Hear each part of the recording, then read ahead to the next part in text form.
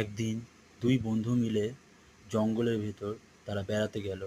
তারা যেতে যেতে অন্ধকার নেমে এলো এবং তারা দূরে একটি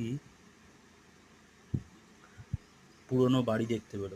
তারা সেখানেই থাকার জন্য ডিসিশন নিল।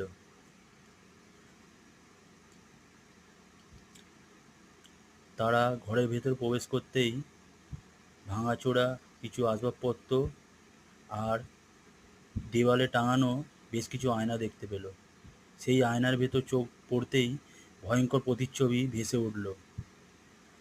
আর এই প্রতিচ্ছবি দেখা মাত্র তারা ভয়ে আতঙ্কিত হয়ে পেছনে ফিরতেই সিঁড়িতে একটি অশরীরী আত্মার তাদের দিকে তেড়ে আসতে থাকলো এবং তারা ভয়েতে দৌড়ে দৌড়ে বাইরের দিকে যেতে থাকলো, জঙ্গলের দিকে পালাতে শুরু করলো।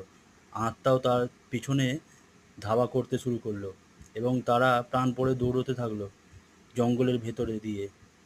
হাত পা কাটা অবস্থায় তারা এই, দৌড়তে থাকলো এবং দৌড়তে দৌড়তে সকাল হয়ে পড়লো।